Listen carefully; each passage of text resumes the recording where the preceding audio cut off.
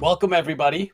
It's IFB time, Interfleet Broadcasting, the sci-fi pop culture news and commentary broadcast. I'm New York Pete, and this is Oh, this is the Tipsy Toaster, also you known didn't as expect that. Chris, the crazy guy, the No, Cylon, the the one that fights on the right side of this whole deal. Oh boy. Okay.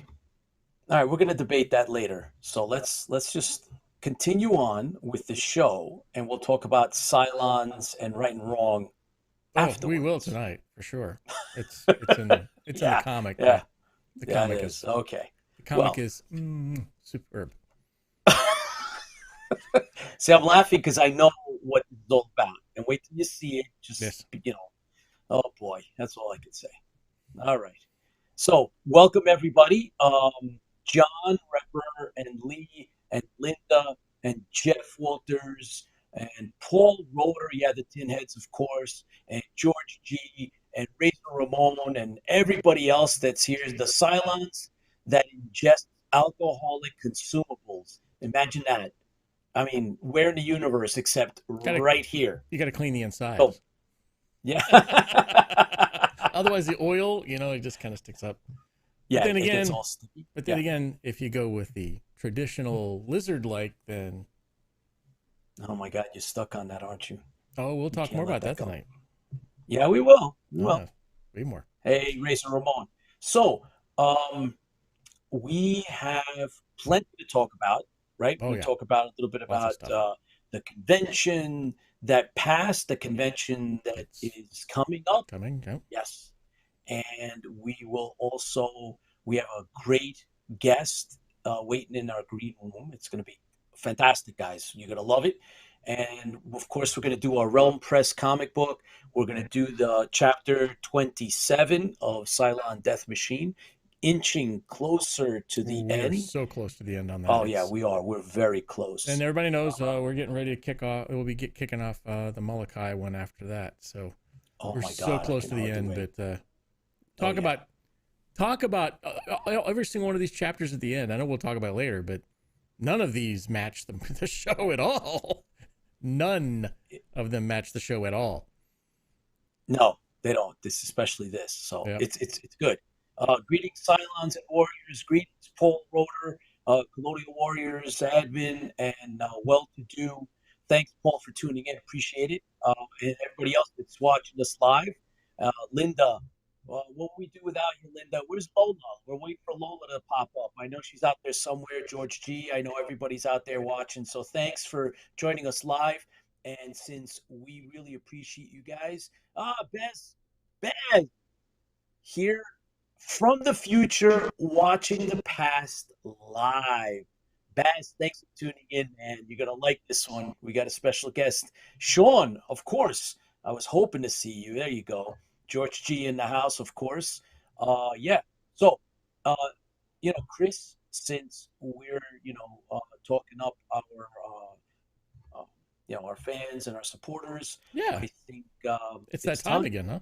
It's that time. All right, so I'm going to I switch have over to Pete. look what So I got. Pete will give you the beer close up, and I will read the beer. There So we go. Pete's beer close up, dun dun dun, Dun dun dun. This is a and I free will. plug. We This, didn't get yeah, these. free plug.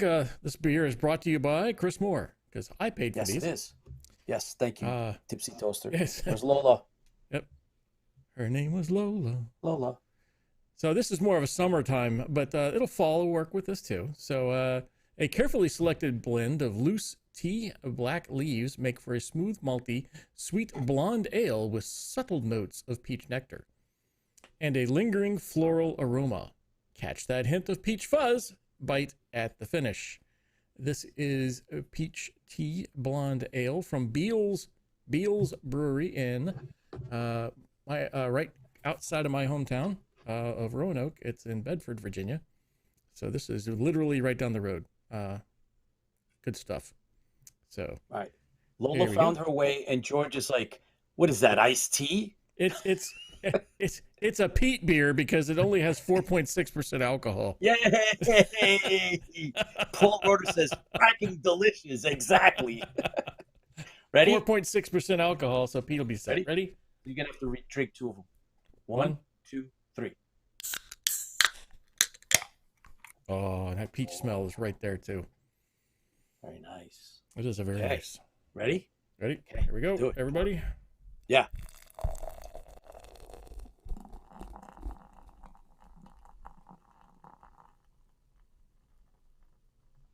I can tell you, This is it nice. smells like peach. Oh, It you smells guys. really good. Yes. So. I think Pete. This will be Pete's one of Pete's favorite beer. I'll have to start bringing them to. Yeah, I can't even talk tonight. I haven't even started drinking yet. I'll have Drink to start more. bringing him some when I come back and forth to Yes, to New you York need or to whatever. drink more. Actually, John Repper says a toast to our victory over the Cylons. Correct, sir. Thank you. No. It's just one word. No. Well. No. Right, John, for all my worries. That's right, Paul. Well, here's to you guys, right, Yep. Tipsy Toaster? Yep. Here's to everybody. Thank you for being fans. Thank you for being here. And fans fuel the fleet. Here's to you guys. Thanks for tuning in live, and thanks for you watching us in rerun.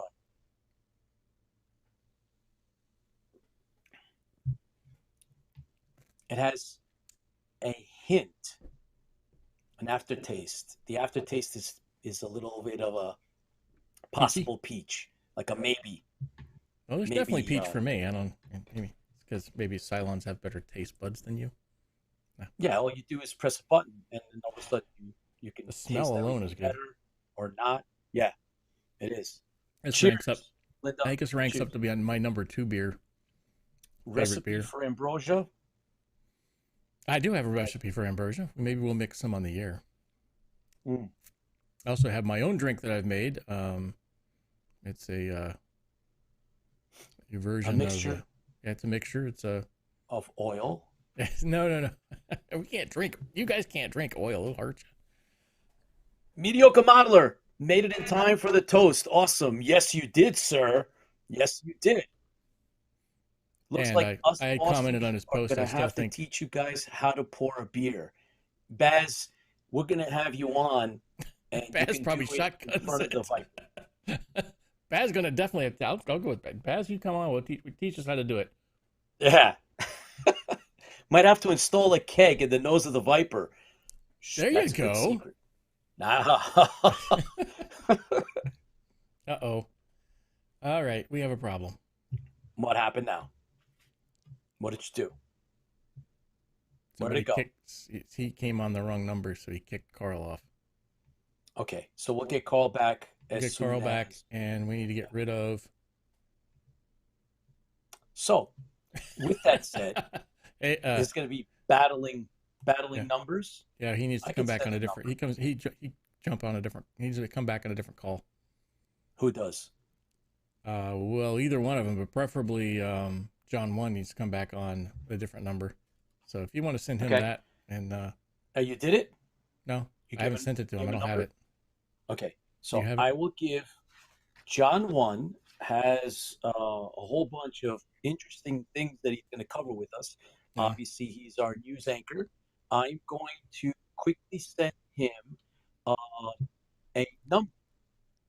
Yeah. Karl, okay, Karl's back, so now we just need to get John fixed. Sorry about that, Karl. John came in on the wrong number. Kicked you off. All right, so we'll get that fixed. Pete's typing away. So for once, I'm going to talk.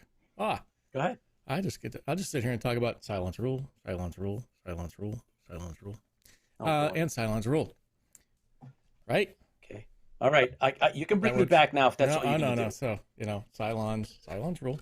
So we're going to talk a little bit. So actually, we're headed to Denver this weekend. No, not this. Next weekend. Next weekend. So the Tipsy Toaster will be in an aircraft flying to Denver to spend a couple of days, and we'll do our panel there. So we have a panel that Pete put together, and then actually they Pete got press credentials. I'm trying to work on mine, evidently. Pete's working on that. But we're gonna have a good time. We'll take some video just like we did at New York Comic Con and everything else. And I don't know if you catch the last video I put up on New York Comic Con with the I'm gonna mess it up. I don't want to say it because I'm a Latinos. Well, I'm going to mess it up if I say it. I can't. Anyways, it's a great comic that looks at the Chile and Brazil and all of the other places. He makes a comic that has the superheroes of all those places are, each superhero represents a certain country, Paraguay and everything else. So it's a great interview. It's a great concept, and he puts it together by himself. He crowdfunded the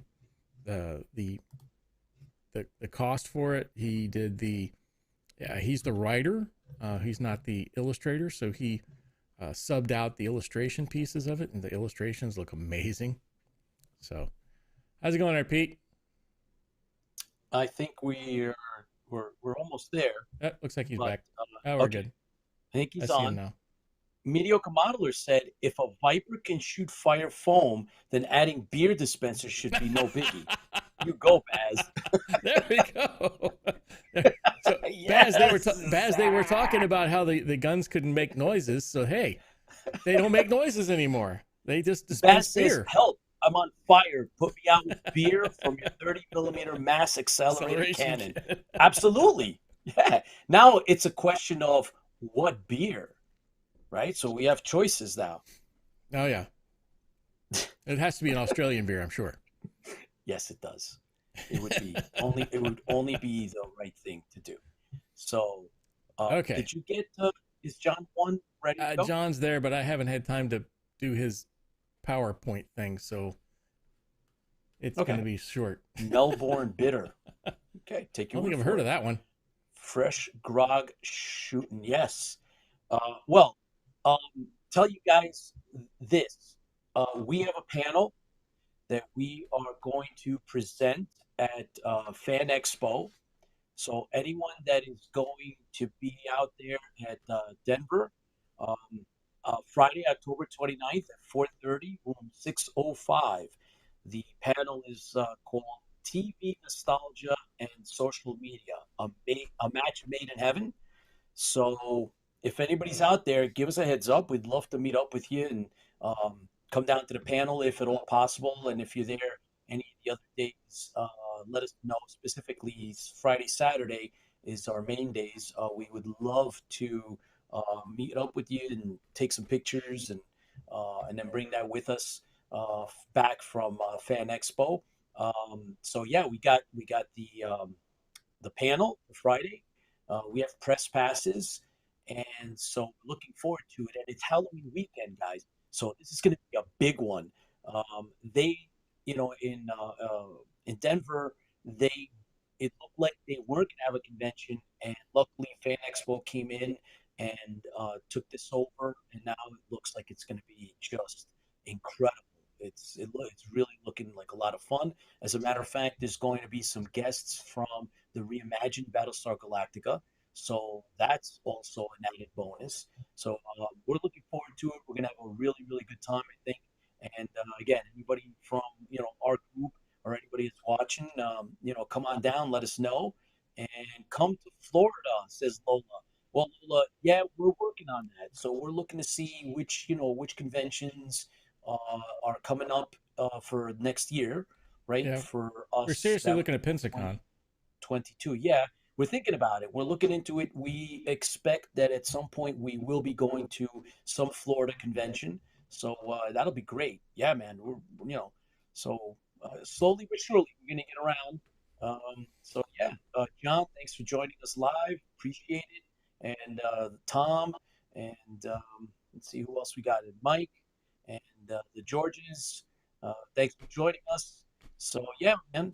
Look, we have John one in the wings. We have our guest, Team BSG Viper, is going to be on with us tonight, and then of course we have the comic book. We're going to do a little bit of recap. I hope you guys are watching some of our videos from New York Comic Con because we have a bunch. We did a bunch of good interviews and Yeah, I'll a be lot of good putting out some more stuff. this weekend.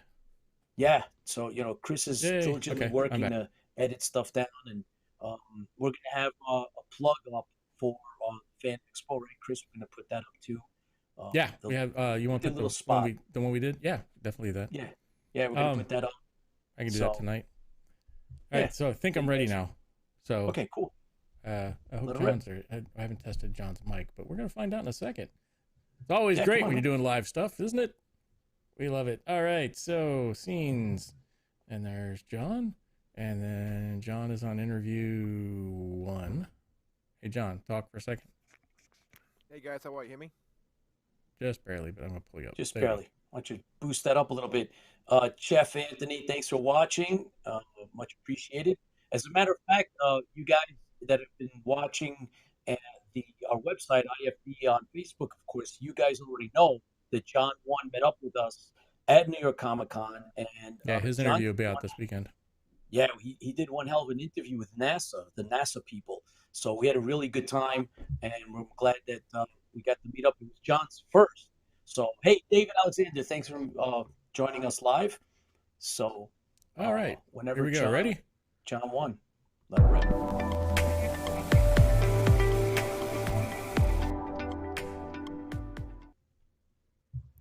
All right. Well, I was supposed to kick over to John, but I'll fix that. Just press another Now I'll button. pick All over right. to John. There we go. Hello. Hey, John. Hello, everybody. How are you? You guys hear me good? Yes, Yes. we can. Go for it. Okay. It's all you. All right. Good evening, everyone. This is John One reporting for Interfleet Broadcasting. As of 6 p.m. tonight, you can see Dune on HBO Max. Let's see how good Whoa. this show is. Really is. They've been really going on about it, and part 2 should be coming down next couple of months because they shot 2 back-to-back movies. All right, so HBO Invasion will kick off on October 22nd on Apple Plus, seen from the perspectives of multiple people all around the world as they fight off an alien invasion. I wonder what's going to happen. Looks good. Got to watch that tomorrow night when it comes out. You have Apple The Plus? Expanse. I have Apple Plus at my mom's house, so I'll probably stopping over there to watch it. Yeah, I was about to say, I don't think I'm going to go ahead and get that one yet. No, Yeah, I just gonna. Paul, mediocre modeler, and Linda say greetings and hello. The Expanse will air its final season December 10th on Amazon. Doctor Who will be popping over the pond for another season of adventures. See it October 31st on BBC America. All hail the Dalek Empire. Season 8 of The Flash Yes. starts on Robots November rule. 16th on the CW Dexter. Exterminate. That's it. Nothing no problems. The serial killer everyone loves will have a whole new season of Victims. See it Sunday, November 7th. He's going from sunny Miami to upstate New York. As a serial killer, he'll probably fit up pretty well up there.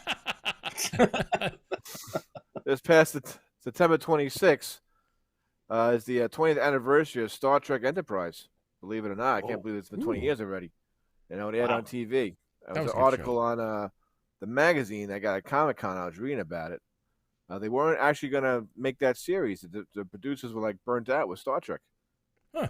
Because they had Voyager on, they weren't going to do it, but then they read the storyline and said, you know what, looks pretty good. It's going to be like the original story of the Star Trek Enterprise. The first time it goes out, it starts going out to space. It's a really good show. You can actually see it on Netflix before it becomes probably of Paramount Plus. Oh my gosh, That's really? about, They bought everything. yeah, Star Trek is going to go to Paramount Plus. So it's on the Captain Archer. Yep. And the first deep explorers for Starfleet. You know, the I had a problem with they weren't going to do it because Star Trek actually had an 18-year streak. You know, a lot of good shows on it. But they said, let's do it. So if you can't wait, look for it had 4 seasons, 2001, 2005. So the next thing, there was a big drought between about 12 years for Star Trek Discovery. But if you can't wait, check out Star Trek Prodigy, which is coming out. Oh my God, where is it? I have a technical problem here. Aha, it's a technical problem tonight. October 28th. It's got another Paramount, and it's an animated version. It's about to get new viewers into the show, young kids to watch the shows and everything. So it's about a bunch of kids that find a Starfleet, and they drive around the galaxy with it with Captain Janeway leading. Yeah. So that should be Hey good. kids, come here. Check this out. First taste is free. Well, the new season of Star Trek Discovery airing November 18th. It's coming out too, so that should be pretty good. But Star Wars has numerous series coming out as well. Series Obi-Wan, Andor. They're coming out to Boba Fett at the end of December. So it's good. But Peacock's Battlestar Galactica has not gotten out of the dry dock as of yet. Ugh. I've not heard news or anything about it. Hopefully we keep going, but this is what fandoms do. We get everyone together, we find plans, we put out storylines, we put out small movies, we look like comic artists, cartoons, and then maybe one day a producer will say, you know what, I like this story. Let's try it. Let's not give up on it. And that's like they did with Enterprise. And fans fuel the fleet. And that's right. what we keep doing. We keep fans fueling the fleet, getting new connections, and keeping up the fan base alive. Like everyone, Thursday night is a great part of my week, and I enjoy Thursday night coming on here and listening to the story like all the other fans, and just keep doing what we're doing. So John 1 signing off, and you guys have a good show. I'll see you guys in 2 weeks. Thanks, John. Thanks, John. Thank you. Australia says, Baz says Australia has to wait until December, and John Repper said, who is the Kisatz Hadarash? The spice must flow so the navigators can fold space. Paul Rotors, 20 orange. Everyone about BSG, man. Lola, yes, that's right. So we'll see. By the Lords of Cobalt, Paul, there will be another Galactica. So hopefully we'll keep our fingers crossed. Welcome, Janet, Dino, Michael. Thanks for watching live. Appreciate it. Yeah. John, you're out there as well. So cool. Hey, look, it is what it is. We have a whole bunch of different things cooking. So at least we have at least we even have, the dogs like our show. It's amazing. Absolutely they do. Yes, they do. At least we have a selection of sci-fi. I remember how many years there was no sci-fi and there was nothing out there, and there was now we have choices, which is great. Better to have choices than not.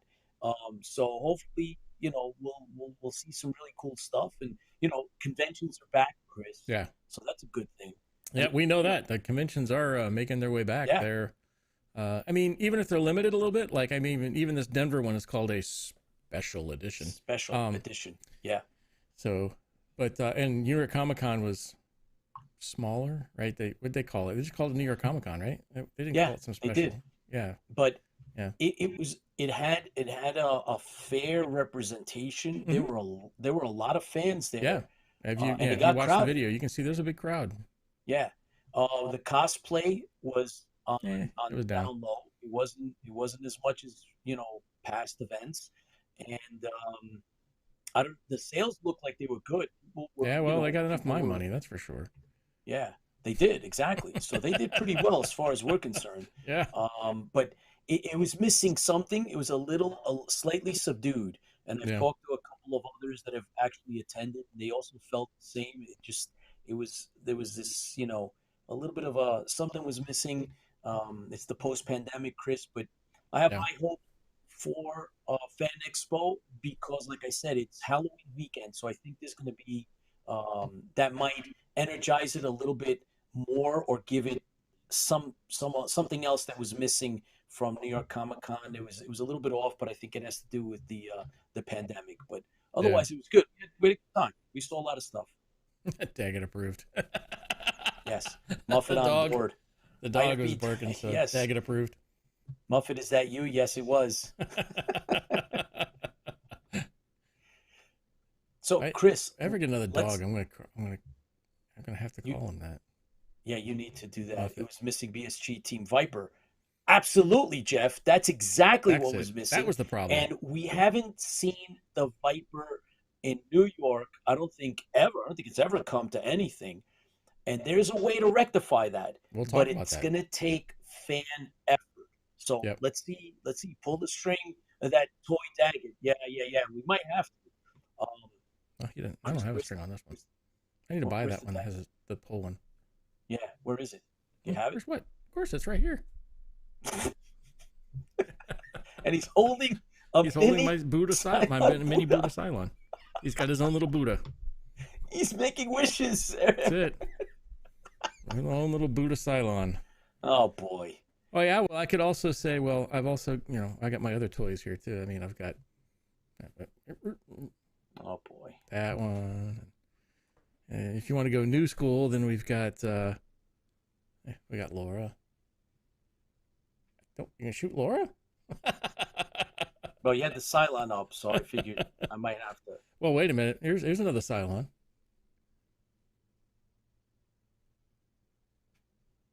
May have to. Might just have to do that. We're having way too much fun. It's about that time. Well, I can do that too, Don't make me do this. Yeah, don't make me do this. Mm-hmm. I got this, and I got this. So, don't keep talking about Cylon this and Cylon that. Cylons rule. I'm getting tired of this. Cylons rule, Colonials drool. Oh boy. Remember, Pete, I can mute you out. Turn this off for now. Just like that. So you can't say a dang thing now. What's the matter, Pete? You got some more things to talk about bad about Cylons? No, I don't think I can turn this. I think it's broke. I think I'll turn it off. Keep it off. Yep. Should I be nice and turn it back on? I guess I'll be nice and turn it back on. Says. now you can hear you. I have something you don't have. Well, I'm sure there's some people that have a lot of things I don't have. Linda says, you want a laser pistol. Are all these the toys you guys picked up at the con? No. Actually, no. We got a lot of comic books. Yes, we got comic books. Yeah. Cylon diplomacy. We just shut you up. Just turn you off. Bloop. You didn't turn anything off. What? You don't even know it. I muted you for like a minute. You didn't even know. When you don't want to hear people protest, I go to the council. That's it. Just speaking of that, we'll talk more about the council tonight too. So it's that time. It is that time. Ready? Let it rip. Yeah.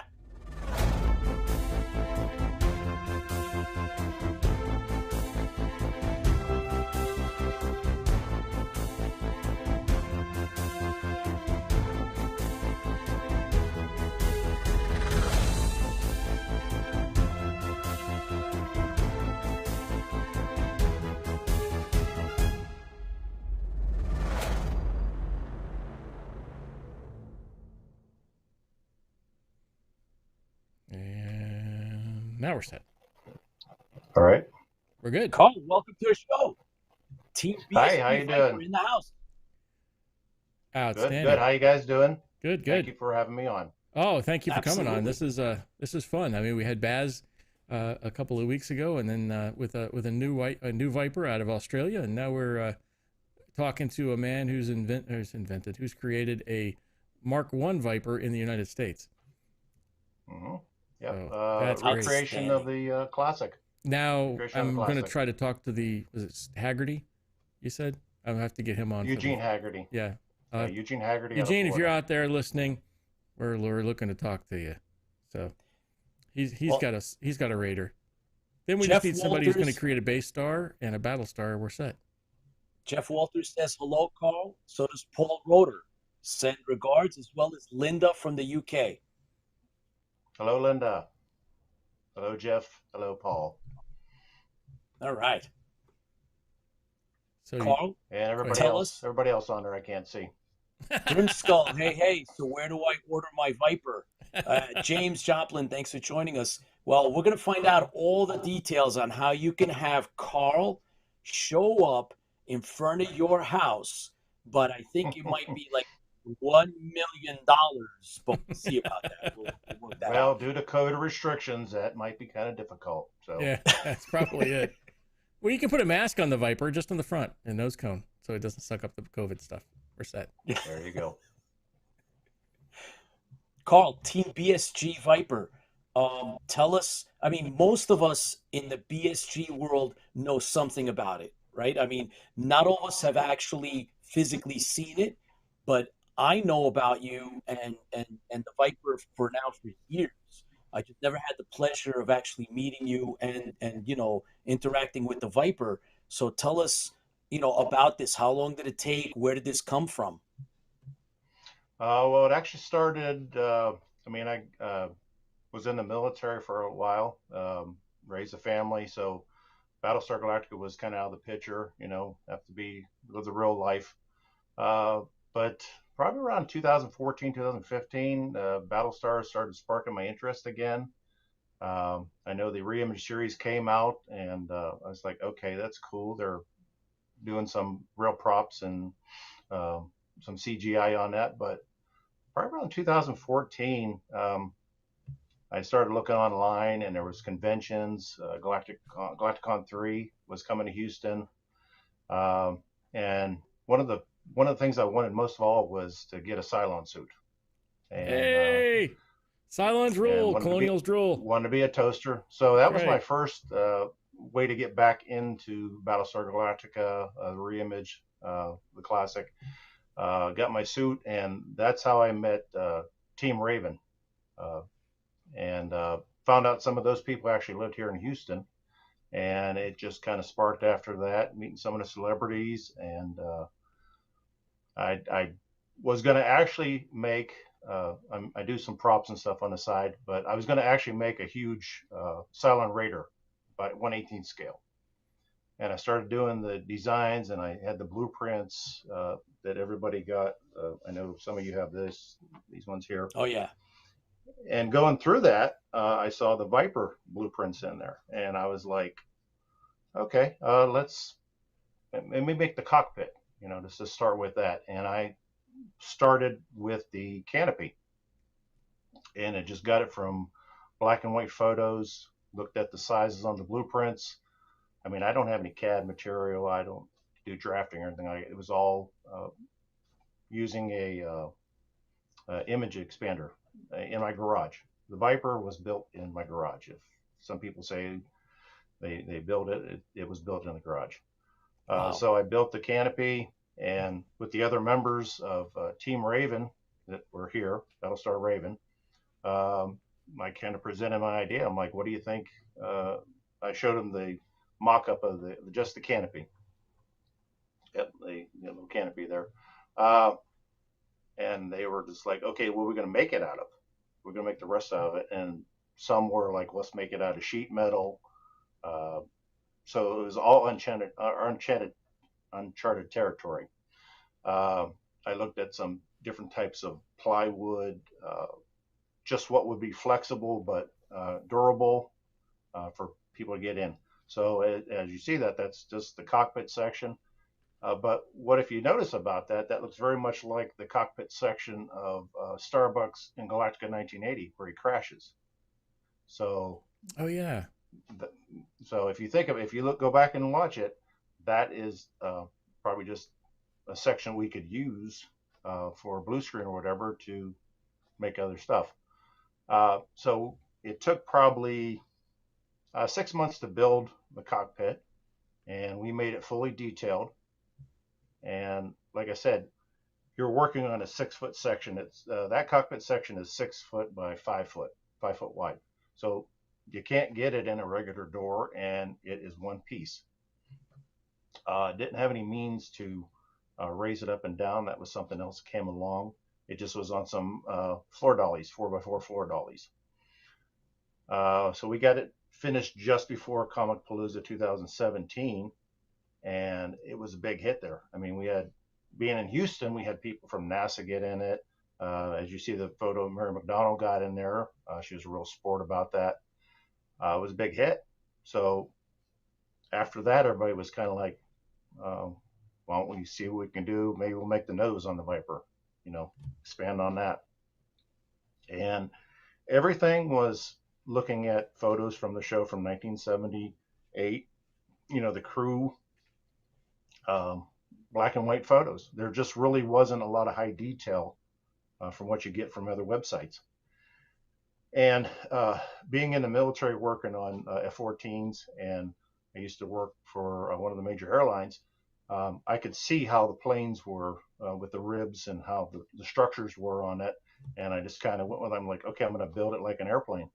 And with the actual blueprints, that's where I got my measurements from. Now, the thing is when you see the model of the original Viper, my understanding is this was built first, and then they built the full scale for the show. So trying to compare blueprints, the model, and photos is like apples and oranges and plums. They're all different. And we kind of had to Kind of chop a little bit of here, add a little bit here. But it was the old expression I had with that was one step forward, two steps back, because it was all just experimental. So you can see the rib sections on the Viper there. Just trying to use different materials. That's actually building the nose on there. But most people don't realize that the Viper nose on that it's not straight. There's just so many different dimensions, and you're like, okay, how am I going to get the skin of that? What material am I going to use? Just really challenging. So it took a long time 6 months to do the cockpit, but it took about another year to actually start getting the nose. And of course, down here in Houston, we've got to worry about floods and hurricanes and tornadoes and stuff.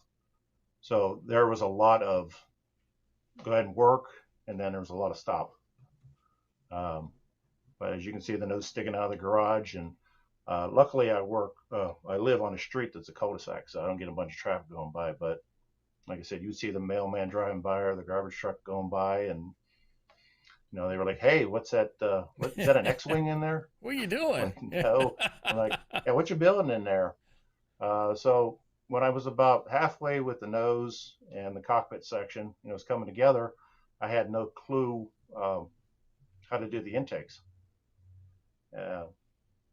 So that was kind of like, okay, am I going to do it the same way as I'm doing the fuselage? I had to figure out what I'm going to make that out of. Make it solid, maybe do sheet metal on that. I don't know. And then went with styrofoam. So each one of those intakes is a block that I have to shave. And I've never dealt with styrofoam in that style before. The hot iron, I had to buy all new materials. I actually, I think that piece right there is actually the first one I did, and that was the one that went above the cockpit. And I actually ruined it because I didn't shave it properly. And I think I still have that piece. I'll probably keep that in for a museum or something, but I still have that piece because I might use it for something else. But as you know, that type of styrofoam is not cheap. So I might be able to use it for maybe an upcoming project. I'm kind of the person that doesn't keeps pieces of wood or styrofoam, so everything doesn't go to waste. So a lot of that was shaving with a used for drywall, cut pieces with a hot iron. But I did all those, surprisingly, I did those on my front porch of my house. I didn't have a booth, and if the wind started blowing, it looked like Christmas outside. It's snow in the middle of the summertime. And it does make quite a mess. You got to get a vacuum and just suck it all up, and it's a lot of little pieces. There's a picture of it right there. That's the front porch of my house doing the engine. So, oh boy, it was just being creative. There's a couple times that since the Viper is made out of, I would say probably 75-80% wood that you can get at Home Depot, Lowe's, or whatever. You've got to really watch out for the weather until I got it sealed, because we get a downpour and boom, you get wet. You have to cover it up. And it almost got ruined the first time we were going to show it at Comic Palooza. We had everything laid out in the garage and out in the driveway, and suddenly there comes a Mr. Rain Cloud overhead. I'm out there trying to cover everything up in like 5 minutes because we were waiting for the rental truck to come pick it up. And at that point in time, it was like, okay, we've got to get something that we can keep it in it permanently, and that's where we got the box trailer. But it was a labor of love. There was just times it was like, okay, why am I doing this? What am I going to do with this? My wife was very patient because she couldn't put her car in her garage. She had to park it on the drive all the time. So, I was going to ask, what'd your wife think about this? I tell you what, the same thing with me and the same thing with George is you have to have support for this. You can't do it by yourself. You have to have good friends, family, and they're kind of, your neighbors are thinking you're kind of crazy building a spaceship in the driveway. wait for the FBI or something to show up. Like, what are you building, sir? Wait for the homeowners And association to show up. yeah, put a letter in my mailbox there. Sir, that's against deed restrictions. You can't have a spaceship more than 20 feet. Okay. 15 feet's okay.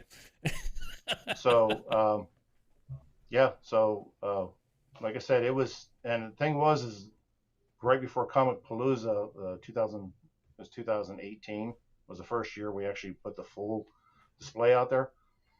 That was the first time we actually had it all together with the vertical fin and the wings and everything on. And it almost got ruined there too, because we were up against the wall trying to get it together, and we put the wings on it. And as you can see in that picture right there where my feet are, there's a support under the wing. We tried to pull those supports out, and just like little stands that I made. We could hear a snap, and it was the spine that was holding up the engine. So it was like, okay, what's that cracking noise? Oh no! So we had to put the supports under there, and really had to do a little engineering to make sure it worked. But it went off with a hitch. Now, one of the photos we'll show is at the same platform that we use to support the cockpit when it's being transported. It stays under the Viper the entire time.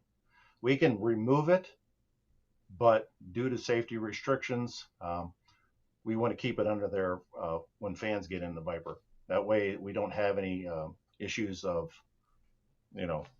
type of people get in there. Only restriction we have is people can't have bad knees, because believe me, it is really difficult to get in that thing. I bet. One thing you probably don't ever remember in the show is, you remember Starbuck or Apollo, anybody climbing into the Viper? They either were climbing up the ladder or they were actually in the Viper. Yeah, they never got. Try to get those. No, try to get on with those city boots. Oh yeah, it's those boots are. It's terrible. No, it's horrible. So, like I said, great success with that. Last year was a real, I don't want to say disaster, but we had so much planned for last year. We had Fan Expo was in March, and it was Alcon in Dallas, and that was in March. And we had people coming from overseas. I had the trailer ready to go, and I was getting people texting me at midnight the night before.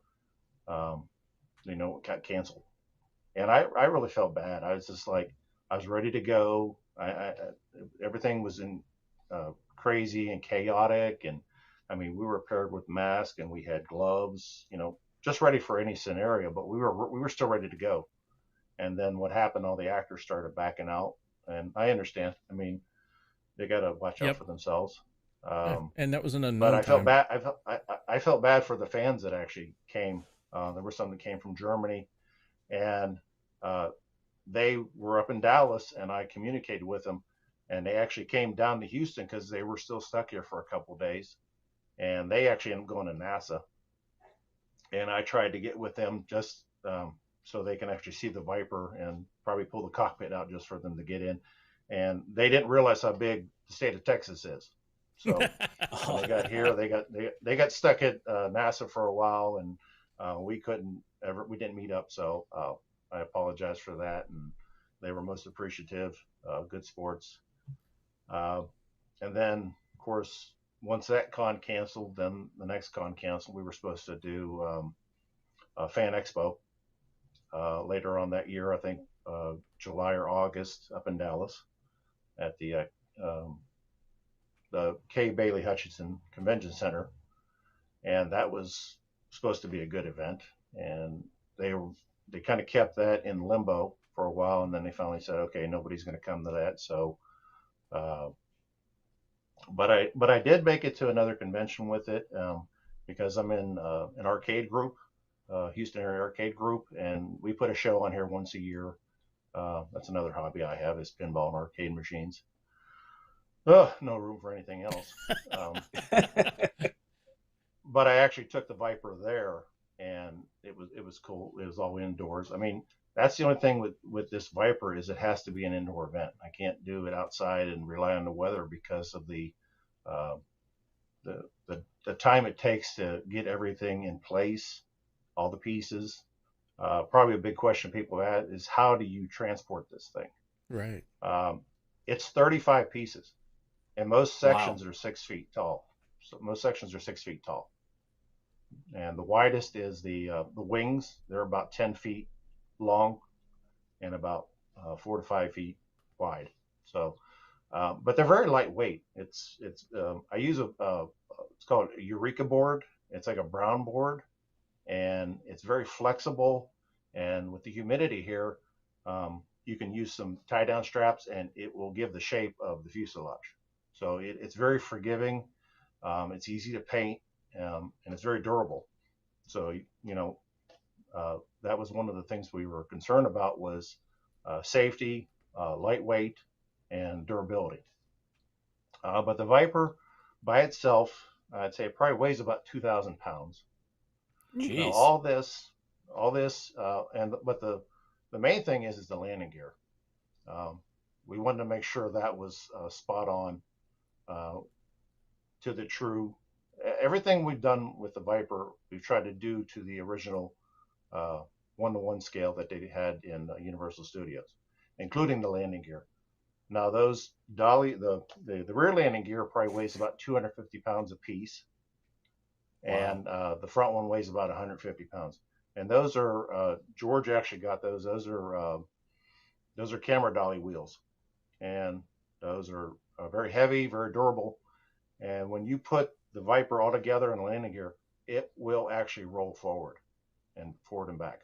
Whoa. We don't want that to happen, but it will move. So we have to put some kind of chocks or something underneath the wheels. Yeah, chocks the Viper. Wow. So, but you really give a fan a ride on that, huh? Yeah, it's quite a workhorse. Like I said, our biggest thing, and the other thing was to try to find a boarding ladder for it. I was looking at different ways of the company that possibly would make the landing gear. We're like, hey, why don't you make a boarding ladder for it? And they had so many restrictions. And by the grace of God, I found one on Craigslist at the last minute, and it was I think it was like a warehouse or something like that. They were getting rid of it. The only problem is the base on it. It weighed like 700 pounds. It was a solid two pieces of solid cast metal that was the base, so that when you stood on it, it wouldn't tip over. It was the right height, everything. You could take the top off of it. Was perfect, and it was dirt cheap. Found it, but we had to get somebody with a forklift to take that 700-pound weight off the bottom. So now what we do is we just use basically dumbbell weights, and we just fill up the bottom of it much easier. Wow. Yep. So everything was a challenge. Wow. And go ahead, Carl. I want to just give a shout out to Eddie, Kevin, Jerry, Gary, and Bobby watching live. They're fans, and you're getting a lot of questions and comments. Bazarm in Australia says, "Wife." Everyone asks that question, and how many people have asked you if you're going to make it fly? Oh, well, we're waiting on Elon Musk's replies for putting some engines in it, but yeah, I get one of those every once in a while. Are you planning on making it fly? I'm like, no, it's a grounded model. It's from the 13th tribe, and it's been here for a long time. They dug it out of a warehouse somewhere. So no, we just don't have the technology for that yet. So I'm sorry. Yep. You can just sit in it and act like you're going to go for a flight, but no, we don't have the engines for that yet. Unless the Air Force wants to come up with something. Baz says, yes, hi everybody out there. Hi, Baz. How you doing? God, you sound like me. I guess it's part of being in that club. It's an exclusive Viper building club. Exclusive Viper building club. It's he probably agrees with me. It's just like having a big boat. It's huge. You can't move it too much. It's a labor of love, and you always have work to do on it. There's always Sounds something, like it. and it's a money pit too. Well, that's a boat. Boats are that way too. Yeah. Yeah. Boats and Speaking RVs. of that, Yep. John Repper says MegaCon in Orlando has a lot of indoor space for the Viper. What does it take to actually move your Viper from, say, where you are to get to Florida? I And can't what's the imagine. logistics? What are the logistics? Well, the logistics is that part of Team BSG Viper is actually some of the members are part of Battlestar Raven, which is a pretty big organization. They're the group that they do classic and they do the remake. So at the conventions we have a little bit of each, and we enjoy that because you're getting some of the celebrities from the old show or the new show. So Yeah. that's a plus. Uh, Logistics wise, it's just getting the crew together. We have to negotiate with conventions because it's so big. It takes up so much floor space. The Viper is 28 feet long. It's 12 feet wide. Wow. And it's 12 feet high. Now that's just for the Viper. And you think you have to have that the box square frame for that just to fit it in, plus the boarding ladder and all the other equipment that has to go with it.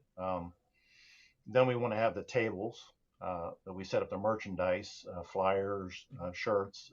We usually have a TV display that usually shows the show or something like that. Yeah. But you're talking quite a large space, and they have to negotiate with that. We treat the Viper now as a celebrity itself because it's almost like being a roadie with a rock band. You've got to take care of the Viper, and it will take care of you. You got to make sure. As an issue we had with one con went to was a Galactic Swag in Dallas, is the ramp space and stuff. The trailer barely fit into the. I mean, it was a very narrow street, and to back it in that small space, and then try to unload 35 pieces just to get it where you need. So it might not be right by the back door. And you got to make sure that all the people, a lot of the members are from out of town. I've got Ralph Durham, he's in Vegas. I've got Jeff, he's in Oklahoma City. I think Ralph's coming to town here at the end of this year. But I've got George. George lives probably an hour away from me south of Houston. So that tells you how big Houston is. And then you've got to make sure you have the date set up. So anywhere you travel, I mean, we're in the south part of the United States. It's time. I just had to buy a brand new truck to pull the trailer because my other one was 8.5 years old, and I didn't want to get it out on the road and then it break down. So I had to trade my old truck in. I hated to do that, but I had to get something that was powerful enough to pull a 20-foot. The trailer is a box trailer that we bought a couple years ago because it was so much of a hassle because it was all in my garage. I mean, it filled up my garage. And the wife kept saying, I want my car in the garage. I want my car in the garage. Oh, boy. And so we finally pulled the trigger on buying this box trailer. And then, I mean, and for probably about 2 months, in my head, I had to figure out how to play Tetris with a 28-foot Viper in that box trailer and how them pieces go in there. And the boarding ladder actually went in the back of the bed of the truck. So that just tells you how tight it is in there.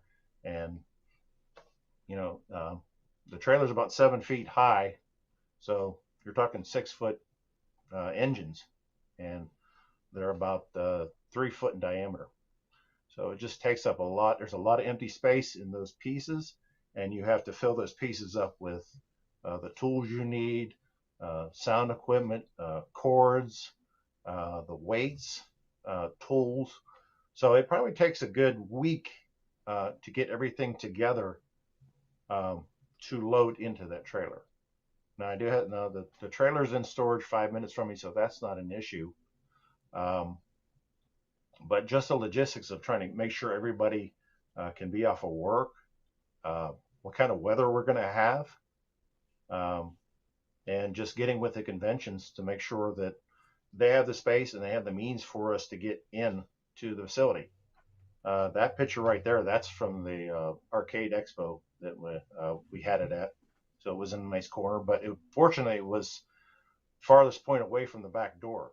So that you've got, imagine taking 35 pieces and going across the carpet floor. It takes time. Yeah. The Carl, Viper actually Viper tag. Oh, go ahead. You had a Mediocre question. Modeler wanted to know how long does it take to assemble it, which I think you were getting there anyway, but I wanted to make sure that Mediocre Yes. Modeler got his question in. So how long for those 35 Um, to get together? First, it depends how many people I have. I mean, I actually was putting this thing together by myself in the driveway.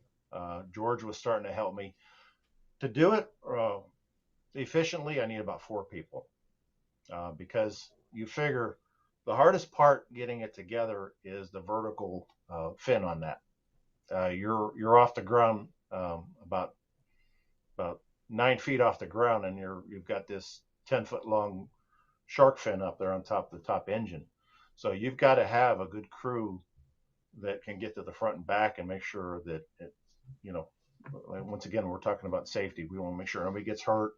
We want to make sure that it stays in place. But getting the parts out, just out of the trailer, getting it into place, it probably takes about an hour and a half. And like you said, you've got all the landing gear. Those are 3 big pieces: engines, cockpit, fuselage, all the cables.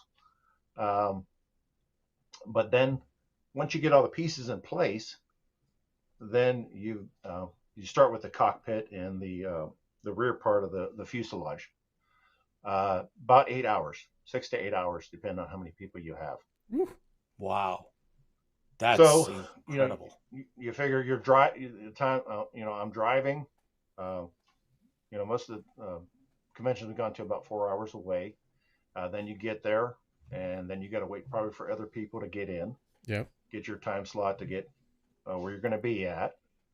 Um, right now, we're looking at AllCon possibly in March of next year. The only thing is it's at a hotel. Now, Yeah, I did the move issue it, we didn't I? have is the loading area, and we have to investigate that more because you have to go through like a underground garage to get to where the loading area is, and then there's a long ramp that goes into the hotel. Then you have to go across a hallway, and then you have to go into where the conference rooms are. So part of our part is investigating. Can we even do it? I mean, we would love to get this thing out as much as possible. But once again, myself, George, and the other members, we have jobs. So Yeah. unfortunately, I'm not You got retired doing this yet. got George isn't either. you got that. And I there's need lots of money to times live. I'll be putting it together, and George is on the phone talking with his boss or whatever. So there's a lot to do, but when we go, and we go good, and we have lots of fun. And So Carl, good. we got another comment from John Repper. He says, "Have you been able to recoup your investment on what it cost to build by displaying it at a convention?" I would imagine the answer is probably no, but is it possible to recoup your or break even? Um, you have to be careful with that because of copyright infringement and all that. So we've Interesting. actually tried to get a hold of Universal Studios, and it's like talking to a brick wall. You end up getting the theme park or whatever. We actually tried to get a hold of somebody with the legal department that says, "Hey, is it okay?"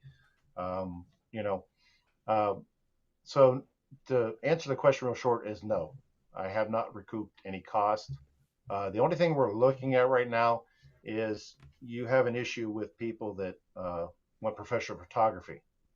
Um, so our game Right. plan is to charge a small fee, and then it's if there's a professional photographer, uh, they take care of that themselves. But no, we're not looking at like charging $20 a person to get into it. I think the first con was Comic Palooza here in Houston, 2018. I think the 2.5 days that we had it display, there was like 1,500 people trying to get into it.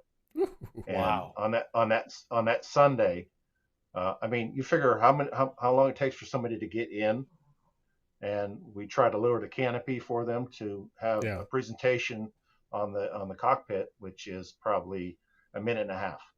And you put the helmet on and have the old experience, and then mom's down there taking a picture or whatever, and then you're trying to get all these people in there. There was another guy that had a display, and he was charging $20 a pop for each person. Yeah. And, Wow. we weren't. I know there's a lot of people we who weren't do the charging Batman mobile and that kind of stuff. Yeah, like I said, we're new at this game. I mean, we're doing it for the fans. If I get celebrities in it, I'm happy with that. Everybody Yeah. else, because especially the classic actors, and that was going to be great last year at Alcon, because there was going to be about 6 or 7, and unfortunately, I don't see that happening next year. Like I said, I would like to do, where the Viper goes, I'd like to have a couple actors, whether it's from the old show or the new show, Yeah. because it's something they've never experienced before. At Galactic Swag, we had Jack Stauffer and Ann Lockhart. We also had Felix Silla and Gil Gerard there. And Wow. we put Felix in the cockpit. He didn't want to get out. I mean, but you couldn't see the top of his head either. But he just sat in there and he had a good time. Jack got in there, and Ann got in there, and Jack was like a little kid again. He just had a good time. He put the helmet on, and he was taking photo ops. And yeah, there's a picture of Jack right there with the helmet. There's Ann with her Shiba call sign. And right there, that's priceless right there, just to see their smile on their face, because what we're giving them is what they didn't even get when they were on the show. The cockpit on the Viper on the show was just a tub. It was a black tub with a light shining on their face. Now we're giving them the actual Viper that has a screen in it, a screen in it, and it's got all the gauges and the joystick, and it's actually like they're, they went back to 1978 again. So if anything, that's priceless right there. You just can't buy that. Carl, when you said that the Viper takes a life of its own, takes on a life of its own, I was thinking it's sort of like the Batmobile. When the Batmobile goes somewhere, it goes to the con. It's probably similar to having to move this particular item. This is the thing. This is the center of attention, and how do you get it there? And like you said, the space, and how much does it take to move that car and get it there and have people sit in it. And I've seen it. I've seen at least one of the, I don't know what they say, 5 or 6 of the Batmobiles, supposedly one of the originals. And so I was thinking, what? It's a whole logistical, it's not a nightmare, but it's definitely a beast to take on all of that and to do it. So yeah, it's a challenge, absolutely. Mm-hmm. Sure, so sure. And it's cool. Like I said, it just takes a lot of time, and there's a lot of prep work to get those 2 days. And it's just amazing when you get it up and you see it there in person. I mean, here, I'll show you a piece that I have of the Viper if you want to see exactly how big it is. Yeah. Oh, absolutely. Hey, Chris, thanks for joining us. Chris Laskowski. His gun's bigger than yours. Had an R2 unit in it. That's the actual gun. Oh yeah, somebody there's a picture. Was it Galactic Swag? Somebody took the top of an R2 unit off, and they stuck it on top. That's me in the cockpit, and I got it on top of my head. And they actually stuck it on top the fuselage one time, like an X-wing up on top. So yeah, we have fun. We the Star Wars people actually have the 501st and stuff. They want to get in there because it's kind of like, oh, you're stealing our Viper from Star Wars. It's a better fighter, I guess. That's awesome. But the thing is somebody with a full uniform like that, I can't get in there with the Cylon. I thought about getting in with the Cylon on, but I just can't do it because unless you get dressed in it while you're in there. That's the only way. Well, I would just at least the top part, the top portion. The toilet. You got to get the toilet bowl and the chest on. yeah, I had a guy try to get in there in a stormtrooper uniform one time, and he couldn't bend his legs or something like that, and he got stuck. And I was like, okay, we can probably get you in there, but we can't get you back out.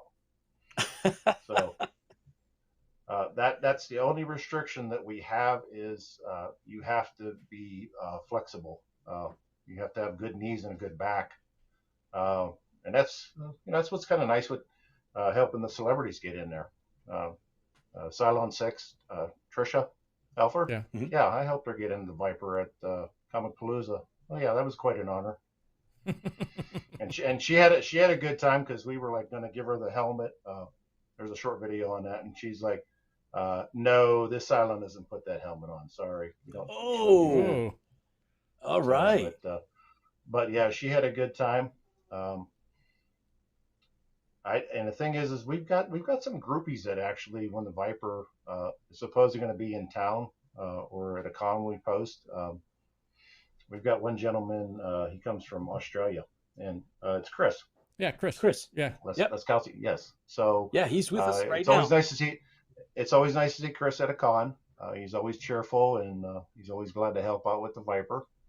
Yeah. And we do get some of the members of the other Battlestar Galactica groups or whatever that they want to lend a hand. They want to see what it takes to put the Viper together. And like I said, we may have 4 people sometimes, and we may have 10 people. There's always something to do, and we always look forward to that because it just the Viper just brings people together and have a good time. And like the one photo with the lady with the helmet on, she's from Atlanta, and she was going to come to AllCon also. One photo down, more down. That is what's her Kay Vaughn. So we've got some people from. I've got one guy from Cincinnati, Ohio. Joseph Bott comes from the Cincinnati, Ohio. Mhm. And that's just a real honor. And like I said, I was really upset about last year and the people that came from Germany to come see the Viper. I can't remember because her name. you see these people on the Facebook pages and stuff like that, and it was like, Right. wow, you're coming all the way across here. So I was really sad that we didn't get a chance to do that. By the way, I would have. Oh, Baz had to sign off, but he sends his best. God bless you all. Baz out. Baz from Australia, thank you for joining us. We really appreciate you coming on. So sorry to interrupt, Carl, but I had to okay. do a little shout out. Oh, well, thank you, Baz. I appreciate your work too. I watch your page, and great work on him. And he's dealing with kind of the alternative version we were going to do was styrofoam on the Viper. And then fiberglass, but yeah. The fiberglass, yeah. It's challenging to figure out what the studios did, and when you've not been in the Hollywood backlots, you just have to kind of improvise with what you have. Oh, absolutely. Any other questions? What's the next update on it? Like you say, it's like a boat, so it's always either A, maintenance to be done, or B, a new fish finder to put in. Well, the thing is now that the Viper is complete, we still have tweaks on it. Like one of the biggest things I'm looking at is the time to put it together and take it apart. You find ways to cut that. The Viper actually once it was built, we had to put a metal frame inside the bottom to give it more support, but it also made it easier to bolt it together. But just upgrades on the cockpit. We're going to put a new actuator in the canopy because the old one we had, it would take forever to close and open. And we actually got a speed booster on it. Well, unfortunately, the speed booster was actually to slow the actuator down, not speed it up. So it would take like 45 seconds to close and 45 seconds to open. So now we've got one that closes in like 15 seconds. Oh, that's cool. So, nice. So between me and George is the electronic guru. He finds he did all the lights and switches and all the wiring, which you don't realize how many little lights are inside that thing. And working on improving the video quality that we're going to give for presentation. Just some of the things George has come up with is great. shout out to let's see, who was it? Shout out to Don Bishop. He actually saw our pictures, and Don Bishop is with Bionic Moon Labs, and Yeah. he creates some Yeah. great props. He created a I don't have a photo of it at home with me. George has it, but it's the technician laser gun that they point at the Viper or something with the flashing lights. Oh, And okay. he made Cora for the cockpit. Oh, Oh, wow. nice. So our Viper has Cora in it, and it's just a set of lights in there. It doesn't talk or anything or move around, but so we do have Cora installed. And each panel has a certain name to it. There's the opposite panel of the core on the front is the Starbuck I'm on fire panel. You know, that's the one he Excellent. always was sparking in or like that. But and what's neat is the launch buttons actually work. They turn on and off. So and that's the big thing with the parents. That picture right there, that's a clock Jordan made. So it's a digital clock, and he did a electronic breadboard, and he just moved the digits around. So and just a red filter. So there's a lot of little Hollywood tricks in there. The panel behind it is actually the speaker panel, and it has lights in there. So when the video's playing, they light up also. Cool. Very cool. A lot of things that I try to do with the Viper 2 is I try to give a little history lesson. Is a lot of people don't know that the original Viper did not have a cockpit in it. They just had a milk crate or something they sat on. And if you watch the original series, Saga of the Star World, Paulo has got the joystick like way up here. Yeah. He's just holding it in his hand, and they're just flashing a light. And what you see is whenever the actor is holding the flight stick and it shows the displays, that's a secondary cockpit because they couldn't get the camera inside the Viper. Wow. So that's where we've put both the full version and the cockpit together. Is you've got the full package now. That's outstanding, Carl. So we want to, keep up with you and the Viper. So we want to make sure that when you're, setting out for whatever convention it is that you're confirmed, we'd like to make sure that, we have you on for a spot and, we plug Sure. that you're going out and, if there's any other stuff going on or if you're going to do, I don't know, whatever it is, Kickstarter or any kind of an event, we definitely want to have you back, and we'll do a spot with you. It's an open door for you, and we love what you've done. And I'm looking forward to one day being able to actually, get the seat and sit in it myself. Dan, Oh okay. yeah. John McCartney he apologizes for having connectivity issues, but he wanted to make sure he got a shout out to you.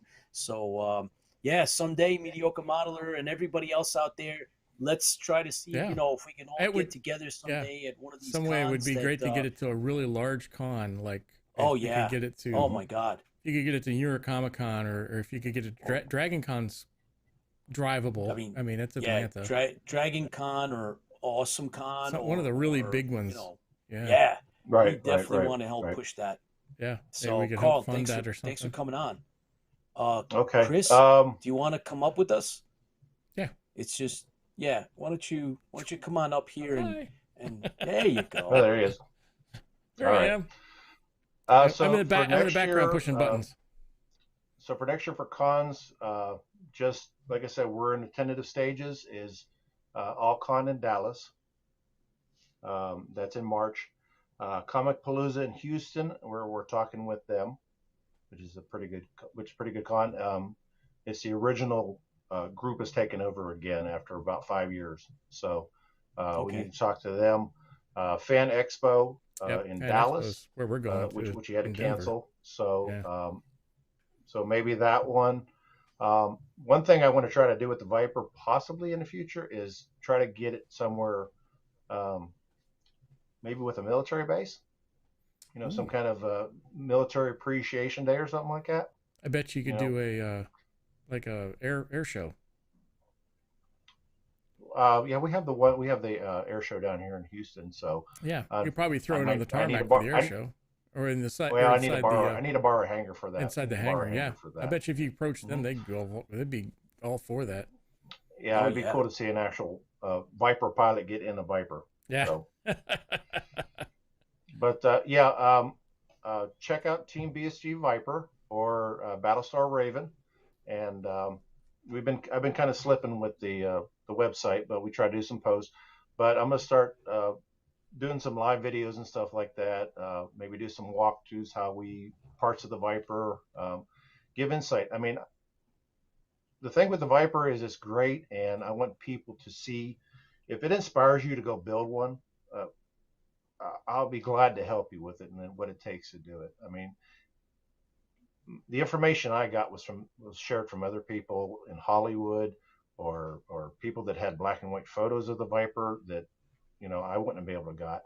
So if anybody is considering something like this, you need to have a patient wife. You need to have a little bit in the bank account, Yeah, I and you bet. need to have a lot of space. Yeah. And then you have to think about what you're going to do with it once you It's like start building Baz it. built a whole um Another garage. another garage for it after Yeah. he got it Yeah. going. It's like there wasn't enough room. Absolutely. I know there's somebody out there. Unfortunately, Yeah. I don't have a shed like that. But Yeah. like I said, it's a garage built, and what's nice about it with being modular is I can work on each section at It's a time. piece, which is I really can great. take it That's out of that's the a great trailer. idea. Yeah. So, like I said, we can do something. Somebody has suggested getting a green screen and just taking the cockpit and filming sections. Oh yeah, And I'm sure you could. you don't need the whole Viper for that. You can start looking at fan productions. Actually, we're going to do a interview with a person that's done a 45-minute fan film, but it's the newer version. But it'll show people that it's possible. I mean, if you want to, set it up real quick and just do the cockpit piece. That's the stuff that we can do nowadays with our cell phones and everything else. They never dreamed of in 1978.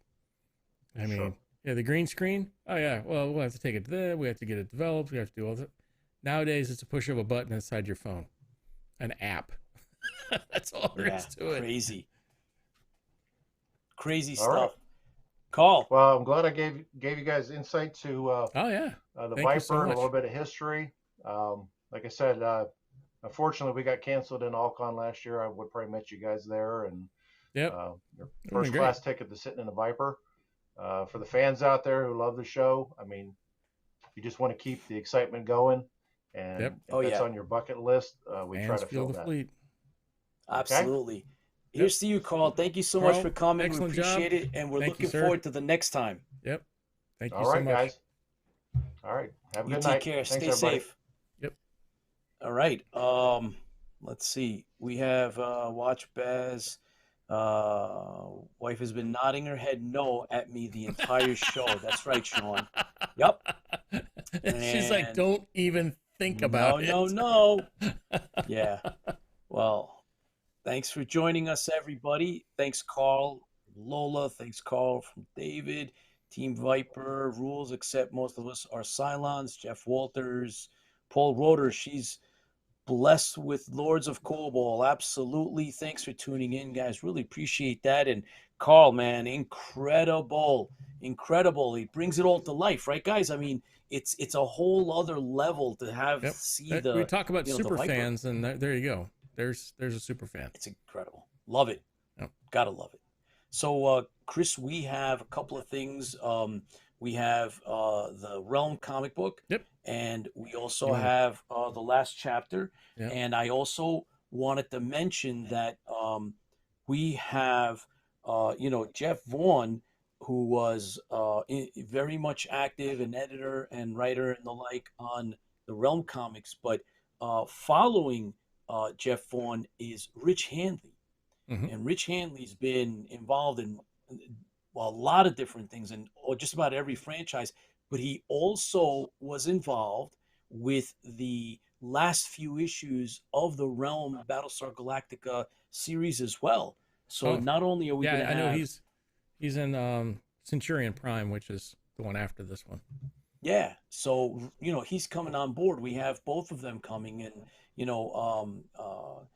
Vaughn said that he might be able to drag somebody else with him. So until we get that confirmed, but we have, we got a whole bunch of other stars and activists and Galactica fans, sci-fi fans, writers in the wings waiting to get on, and plus more coverage for more conventions. Yeah, I've got, I've fallen behind, but I've got at least another 10 or 12 videos to put out from New York Comic Con. So yeah, I'll be working on those this hustled. weekend.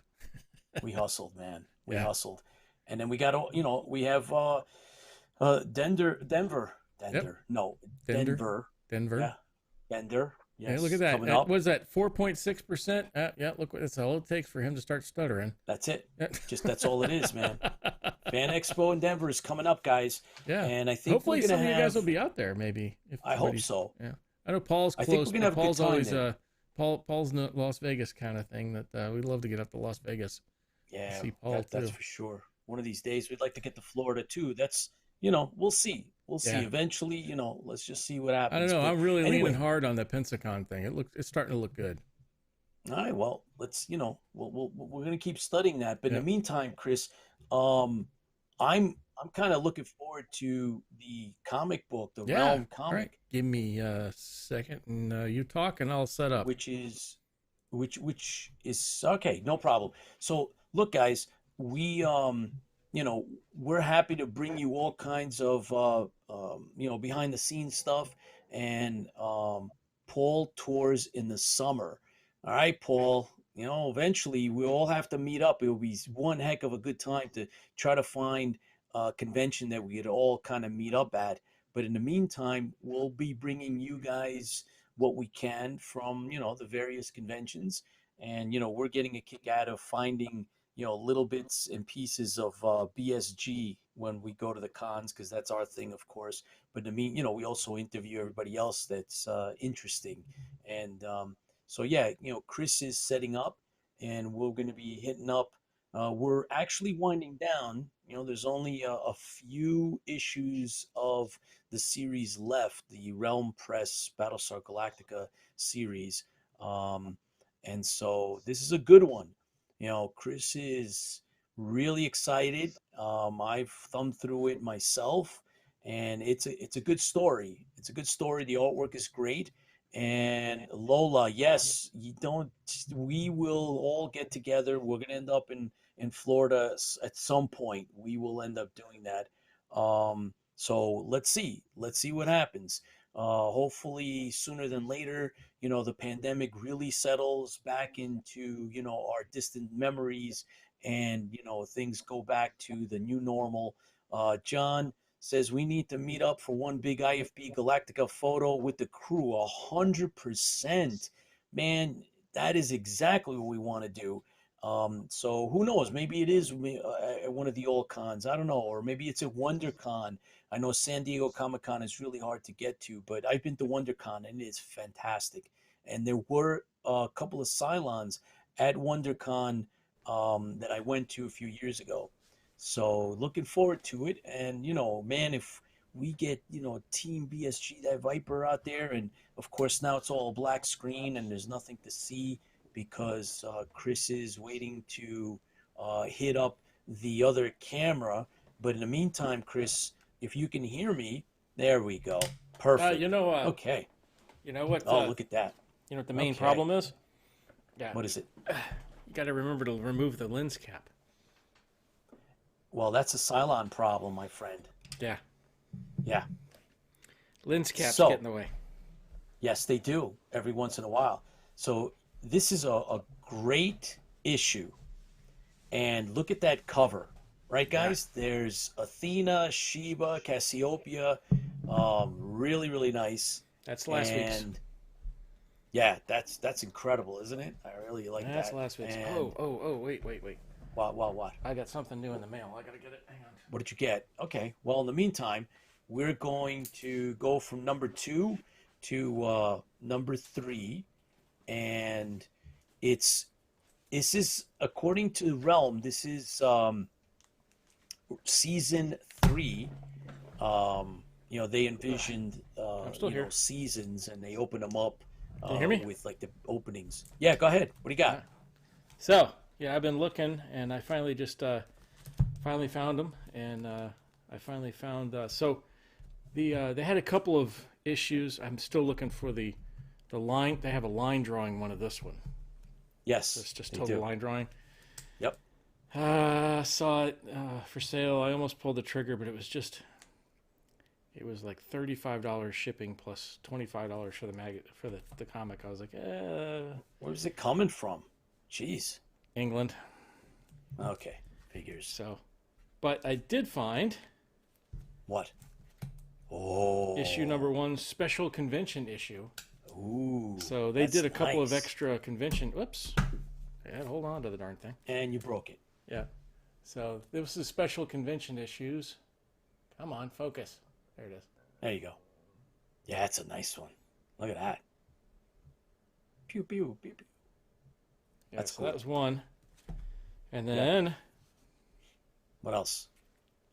Oh boy, that's a real hard one. This That's is a Realm very hard one Press to find. Season 3, number 1. yeah, so this Oh, is boy. another version of that. And I don't know if you can read it, but the artist is That's Jay Lee. Hang on, focus. Come on, focus. I gotta change this It's camera. broken. It's not working. There it goes. You see it by Oh the leg? boy, that's nice. See where he snuck his name in? By the leg? Yeah, Yeah. cool. So that's Jay Very Lee, cool. and he is going to be at Denver. Well, guess what? You better bring that with you because we're going Oh. to talk to him. Oh yeah, we're going to talk to him. I'm going to have him sign it. Yeah. Ooh, so sweet. So good stuff. Yeah, But let's go back to where we were. So that we're in. This is the number 3, season 3. Yeah. Number 3. There is another version of the cover. I haven't got it yet. I'm looking for that one too. But we just got done with season 2, number 2. This is season 3. And just a quick recap from 2 was remember they landed on a planet, and the council convinced everybody to go down there. Kind of sounds familiar. Sounds like Ovion. What was the Carolon and the Ovions.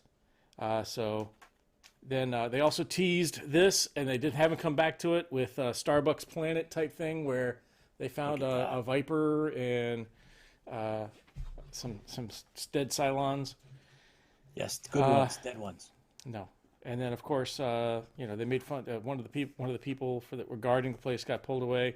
Then we had the really great cat fight between Athena and Cassiopeia, and then once again, The lady fight.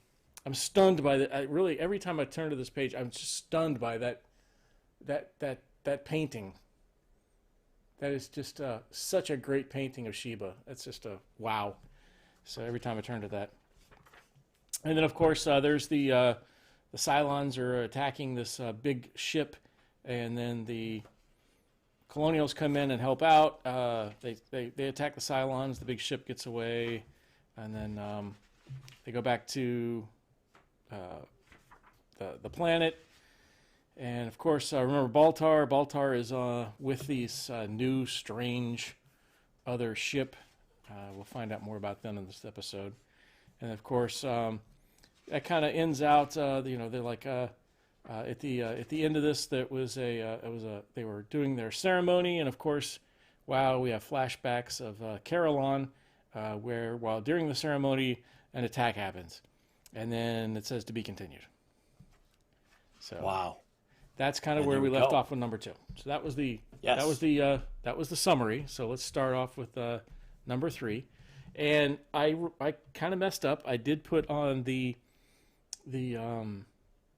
advertisement for this week's broadcast that this was the last episode. This was the last book in the series. It is not the last book in the series. It's the last numbered book, season 3, number 3. The book after this is a hard one to find also, but it's called Centurion Prime. Whoa. And we'll get into that one next week. Wow. So- Well, hey, Nim, thanks for watching live. Appreciate it. So let's get us started. So they were having under the attack. Once again, Fire in the Sky is the name of this one. And this is kind of, this is a defining moment for Apollo. He's trying to save people, and it's the same. It really is a flashback of the Carillon, and they're trying to get everybody off the thing. They're shooting at these monsters. Yes, and monsters. That's a really good picture there. Well, get in focus there. Whoa. Yeah. Oh boy. And then that's Sire Orso. He was the one that made everybody go down to the planet to begin with. And so they're shooting at these things, and it just goes right through them. It doesn't do anything to them. They're trying to shoot at them, and nothing's happening. They keep phasing out of the rocks.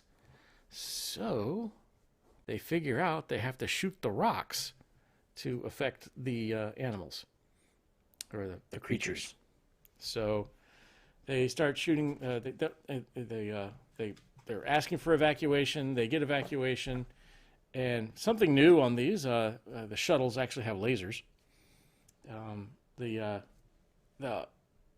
councilman grabs a hold of the controls and shoots at the creatures, but also hits Starbuck. What?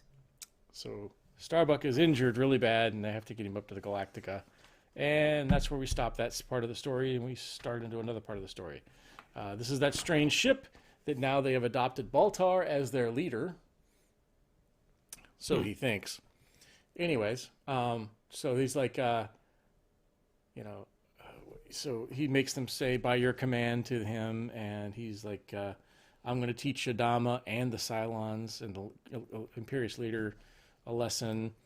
And so that's kind of that's that side of the show, that side of it, and we move to a next side, and then we've got we've got really good shots of Imperious leader. Yeah. Oh boy. Well, he's a nasty guy. Look at that. What a monster. Yep. That's creepy. That duckbill monster again. Creeps. So they're landing on the ship, and Jolly calls in and says, "Hey, you need to meet me in the landing bay." And Adama, you need to meet in the landing bay. And meanwhile, Adama's trying to save all the people on the planet. And he's like, "Oh, I can't go there now. I can't go there now." But once again, he's like, "You need to go." And Ty tells him, "You have to go to the landing bay because Jolly is bringing in somebody." And Jolly's bringing in a special visitor. And so the Book of the Word tells of a time in the war between good and evil when a fallen angel will come amongst the children of Kobol. This fallen angel, a child of evil descent, shall be excommunicated from his parentage and will assume an essential role for the side of good. What the book did not say was that the fallen angel would be... Dun dun dun. Ooh. A descendant of the reptilian Cylons. Yes! Yes, ugly monsters. Shoot him. Go ahead, shoot him. No, he's a good guy. Shoot him. He's helping them. But what a great picture. I wish I had that on a poster. So that's the reptilian Cylon. Wow. And, of course, that's the last part of that story. And we go back to the planet. This is where Starbuck gets hurt. And then they're ordering everybody off. And, of course, this is kind of where that one ends up.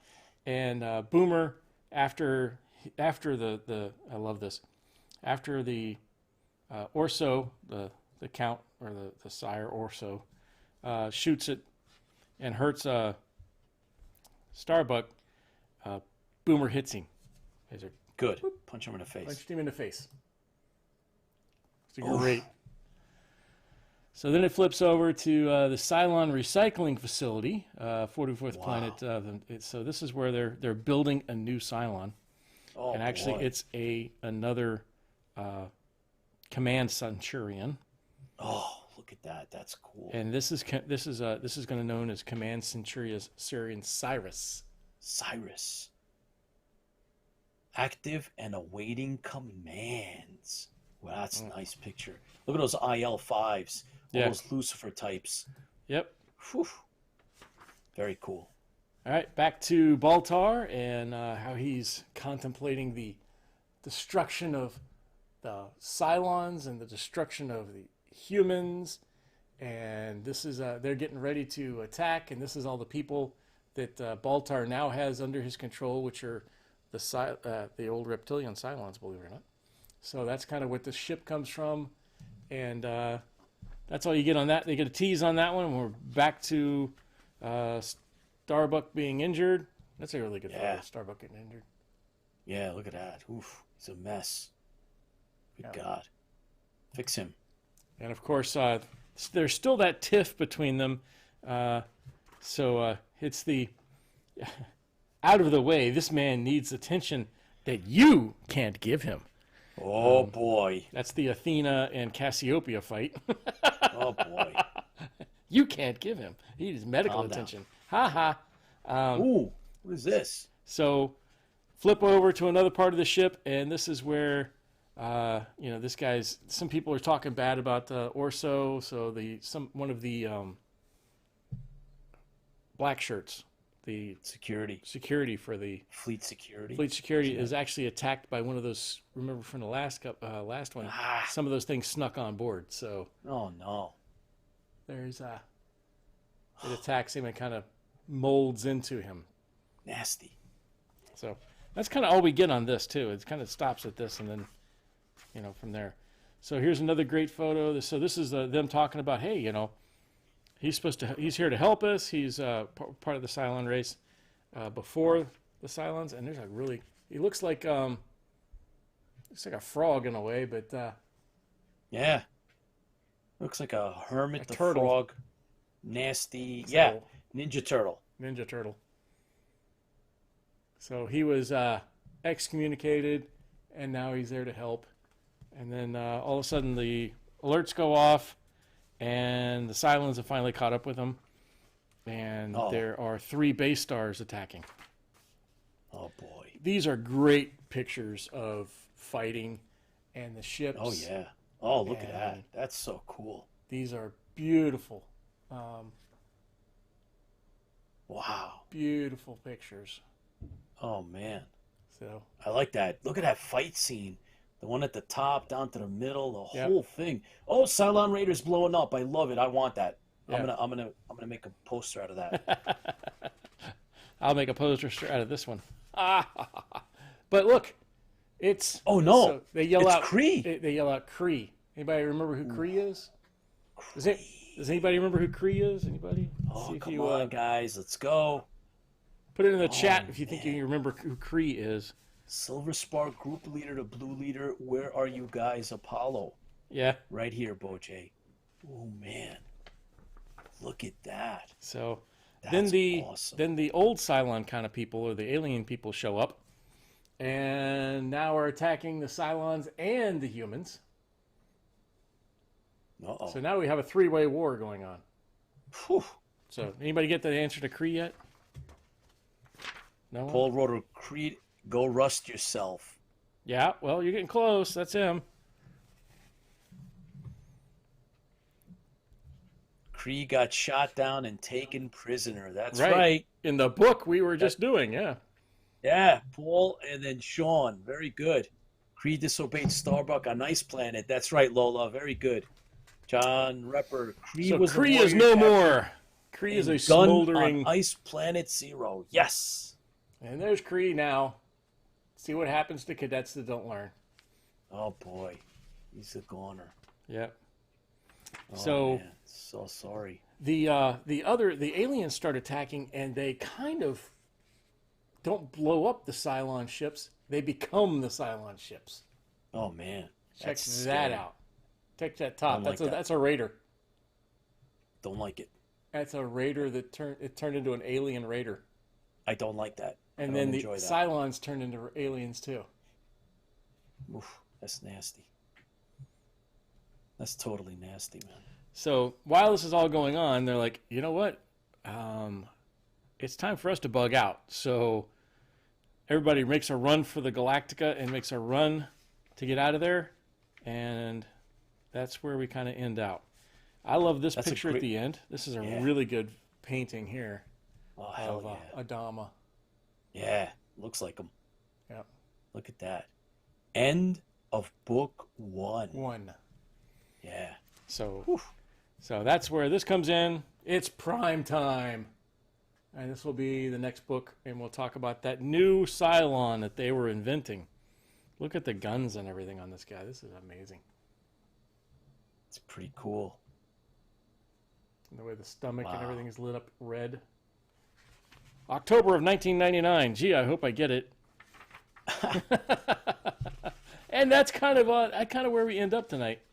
That's some cool stuff there. Look at that. Yeah, there's a great fleet mail call about subscriptions and other stories.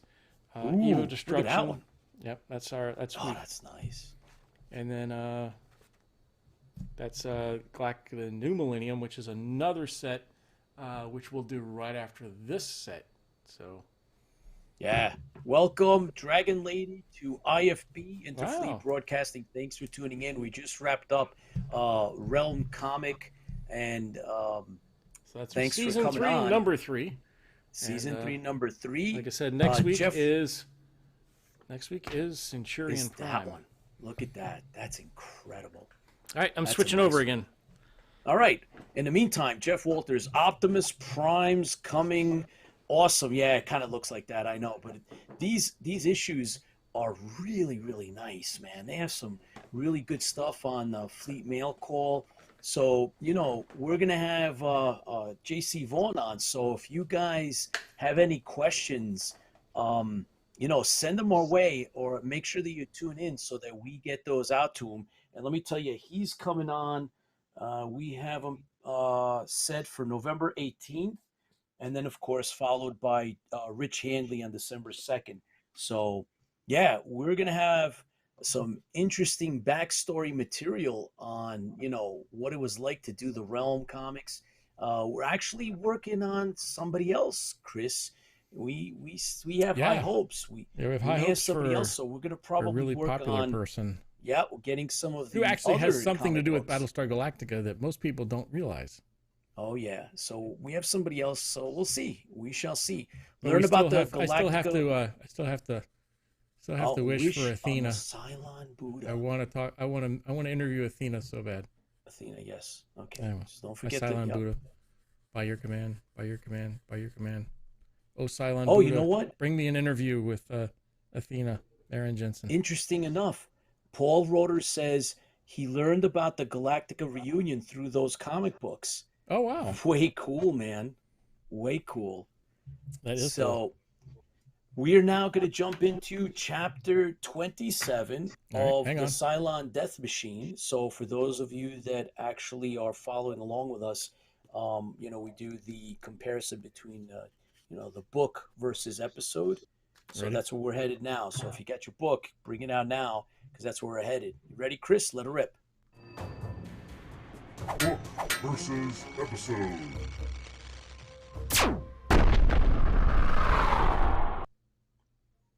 Book versus episode. Right. This is chapter 27, and it has basically completely nothing to do with the actual episode. I don't think there's anything in this.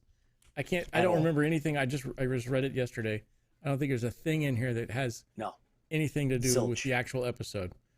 So this is we're back to Croft again. So remember, in these books, there's some chapters that start off with Croft, which means the entire chapter is what's Croft's point of view, which is really unique. So we really don't get that opportunity to kind of see into another character's what's going on in a show. And granted, all books are always so much better than shows because there's so much more backstory. But I really like the Croft ones. So we start out with this. So just a quick reminder from last week. Muffet came out of the ship and Boxy didn't. So Boxy's in one of the raiders. Ghost ship. Yeah, ghost ships that crash into, they're full of Tylium and they crash into things and blow up. Kamikaze raiders, I guess would be an easy way of saying it. Once again, that's not in the show. Athena's on her way down to help out, and piloting. She was chosen by Adama to pilot the rescue mission. Yeah. So that she's on her way down, and then that's kind of where we're kind of jump into this chapter with Croft. So go ahead. It's interesting because like you said, it's Croft's perspective, right? His POV, and we jump right into his right. So we left off with the fact that there's a flashback. So in previous episodes, previous chapters, Croft talks about how he has a nightmare where he's falling, and he's like falling to his death, and he's reaching out for Lita, and what happens is that it's the opposite. So in fact, Lita falls to her death, and he can't get to her, and so he's with her now, right? It's like he's so like cradling her body. He's like in shock. He had hopes to get back with her. So I mean, this is I mean, even he realizes that they would probably never get back together, and he says that. He says, it was probably just a pipe dream. He says, but he still has feelings for her, even though it didn't seem like she had much for him. Right. Even though she did say my husband in the show, she also said it in the book. But come with me, my husband. But so go ahead. He's got, so right now in this beginning of this chapter, he's got survivor guilt. Yeah. Right. He feels that he should be the one that's dead. And, he says Lita's dead and I'm not. I should be. Yeah. Yeah. So that's pretty messed up. Was there anything else that stood out to you in the opening? Because I thought there was something else I thought would be not in that very first part. No, I mean, it switches over from there to Apollo running. And he's seeing the kids and he's like, okay, where's Boxy? Where's Boxy? Yeah, exactly. And where's they're Boxy? all like, he was in the ship, and then the Daggett runs over and he's like, hey Lassie, where's Boxy? Kind of, it's like he's like I can understand this. He says, and Croft's like, does he understand the droid dog? What? But they finally figure out that the child points to the Cylon raider that's now leaving and says, hey, he's on board. Now it's funny though that of course, nowhere in the show, Apollo, I think it's either close to here or there, but he says, he said, how do you, so Apollo's running, he grabs Sir 5 of 9, they commandeer another ship. They hotwire it. Croft. Yeah, Croft. But Sir 5-9 goes with them. Sir 5-9 throws his equipment inside.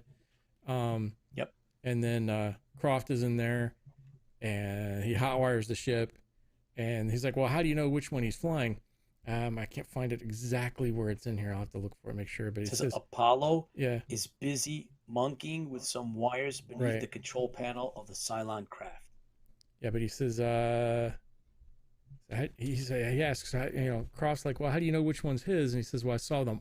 It has different markings. So the insides of the ship are weird. Yeah. All pinwheels and improbably rounded gears. And then they talk again about the gloves electronics. Yeah. Having interfacing. So he hot wires underneath to bypass the reader on the glove. Yeah. But Croft asks him about flying it, right? About flying it. He says, what in bloody Scorpia is he planning? Yeah. He doesn't know what the heck Apollo's thinking to do. He also says, right now you're looking a whole lot like a Cylon. As he's hot wiring it. Yeah, whoever's flying the shuttle an expert. Apollo heads for the other ghost ship. He pushes a multi-lined template. A multi-lined template. So we get a little bit more description of what's on the inside of a raider. Um, Well, yeah, multi-line template. templates. Yeah, they're all But templates. he asks Apollo, so how do you know Boxy wasn't in one of the other ships that just went down? Because they're seeing some ships get shot down now, which we talked about in the last chapter. Yeah. Says, I've kept track of the markings on that ship. Yeah. So certain Cylon ships have different markings, kind of like maybe squadron insignias, like Could be. like the Battlestar Galactica stuff. The Vipers, Silver Spar Squadron, and everything else. Maybe Cylons had special markings too. So he's kept track of the markings. He said, I know which markings it is, so I know which one's his. That's so cool. Like, that's different. It's like, no, yeah. So I mean, every one of them had the pentagram, the green pentagram on the outside of it. Maybe that changed for different ones in this world, not in the one we just did. So whoever's flying, so they're the shuttle is doing all this dodging and everything else, and Apollo's watching, and Apollo states, and this is where whoever's flying that shuttle is like the best pilot ever. And so you mean Apollo? Apollo, but he's not flying it. His sister's flying it. That's right. Yeah. So whoever's he's like, oh my gosh, whoever's flying the shuttle is an expert. What that was precision flying. So she's dodging these ships as they're trying to explode up against her, and then of course they're not shooting back now because Ravachol in the last chapter got through and told them, hey, Boxy's in one of those. Yes, hold back. Don't shoot it down. Yeah, we don't want to shoot up Boxy. You're gonna have a problem. That's right. So the Daggett want anybody to talk to. The plan is Apollo tells Croft. Yeah, this is a crazy plan, by the way. You want to know what the plan is? I'm gonna dangle you from one ship to the other from a rope so that you can get in from this ship onto the next ship. And Croft was like, "Are you out of your mind?" And then Croft's like, "I should have died with Lita, so what the hell? I'll just go along with this." I mean, that's basically the plan, right? Okay. Yeah, he's like, I'll die. I'm fine with that. Whatever. Yeah. So he uses the electronic pythons or pythons. I'm probably saying it wrong. They actually molecular bind to metal and everything else. So he does all that. He jumps out the thing. He talks to he's got hand signals worked out with Apollo as they're flying it. And then he shoots. He shoots. Yeah. He actually shoots at the other ship. Yep. So he can get in it. So he blows the hatch. Blows the hatch on the off. other. Yeah. Now they're not quite raiders, right? They're not Cylon raiders. They're they're like them, but they're like them. They're pilotless and they're full of explosives. Yeah, drones. So he shoots. Right. He shoots the hatch on the one that Boxy's in. Yep. And blows then climbs out of the one that Apollo's in with him. Yep. And hangs, and they hover, right? It's like hovering, so he can get in from one to the other. Yep. It's pretty insane. Starting to sound like a little bit like Star Wars, where he falls. Empire Strikes Back. Yeah. Yep. A little bit. So, but guess what? He's successful. Yeah, he's successful. He gets a hold of Boxy inside of there, and then it just kind of Boxy sees this guy pop in, and Boxy turns to him and says, "Where'd you come from?" He's just having a good time. Yeah. The kid has no fear because Croft says it. He goes, I can see him in there, and he's not worried about anything. He's just having a good time. Yep. Yeah, it's like a roller coaster ride. It's like, look, I'm in the Cylon Raider. Right, but there's a whole page of the description of how they're guiding him into to get to the ship and how he lands in the ship, and then the end of the chapter it is. I lie on the floor after he crashes in there. He says, I don't know how I don't get knocked out. And the kid comes over to him and it says, where'd you come from? He says, I reject all the bad jokes I could have made for a reply at that question. And I just say, from up there, kid.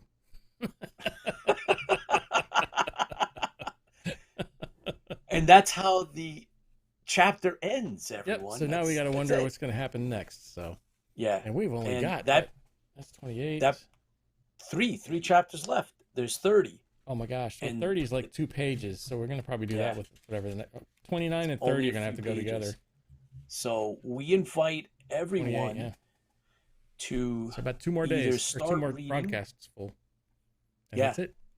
And we're either moving start on. reading the Battle of Malachi, or hang with us, because we're And going to so actually do we'll it. go through it, yeah. We're not going to read it to you, great. but we'll summarize. Just like we do with this. Yeah, all the highlights, break it down by chapter, like we do. We did with the Cylon Death Machine, which is a lot of fun. Yeah. And we'll fill you in on what's going on at the I think different Mediocre cons. Modeler's got a good point. Were they worried about boxing being sucked down after they blew the hatch? So I guess they're in the atmosphere is what I'm guessing. So they are. Yeah, Yeah, there's no other way. It couldn't be in space, otherwise it'd be floating. Then you wouldn't have fell, I guess. So right.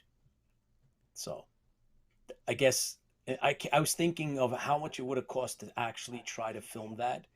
It was like close-ups. The only way to do it would have been a lot of close-ups. A lot of close-ups, but the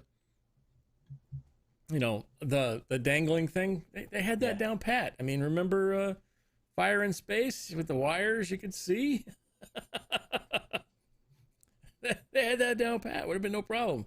A couple big fans, some wires, hang them from the thing, do a close-up on the ship, and then kind of close-up on him. Yeah, we could do it. Exactly. It's 1978. So like that's us spending their $1 million for that. Oh, but that would be easy though.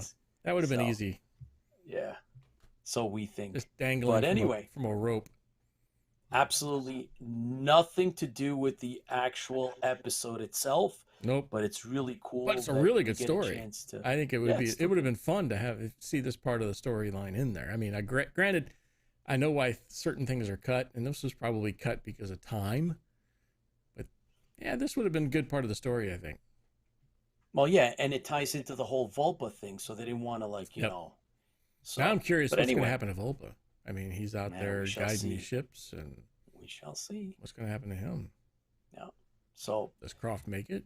Does Croft die in this one? Everybody else in the landing party is dead, which is definitely not the way it worked in the show. So no, I only got to kill off one more, and we don't have to work. We don't have to bring him back. Exactly. So hey, listen. So that was a short chapter, but the last few chapters in the book are short anyway. Yep. But hey, I think we had a lot of fun today, Chris. Oh yeah, I think Carl is really cool. Yep. And we love the Viper. Yeah, Carl's a very. I'm blown away with. Like I said, we have super fans out there. There are some fans out there that are fans, and there's nothing wrong with being that. And then there's fans that kind of, I won't say take it too far, but can take it to an extreme. And I think Carl qualifies as one of those individuals that take it to an extreme. I love it. I love it, man. That's very cool. And Baz is the same way. One of those people that just takes it to the extreme and makes their dreams come true. They wanted to see something like this. What holds you back? Nothing holds you back. Just you. Just like Mediocre Modeler says, go build something, go do something. Oh yeah. Make the fans. If the fandom's still there, they're not making the show anymore. So you have to do something to make the show for yourself sometimes. If you're not satisfied with just rewatching the show or reposting pictures or, then you've got outlets, fan fiction, build a Viper, build a Raider. And fan film. And fan films.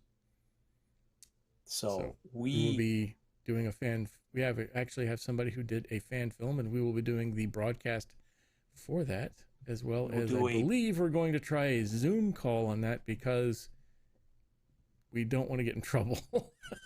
We're going to do a world premiere on the trailer. There's a special trailer that was put together for it. We're going to have a world premiere for it. So that's in the wings. We're working on that as well.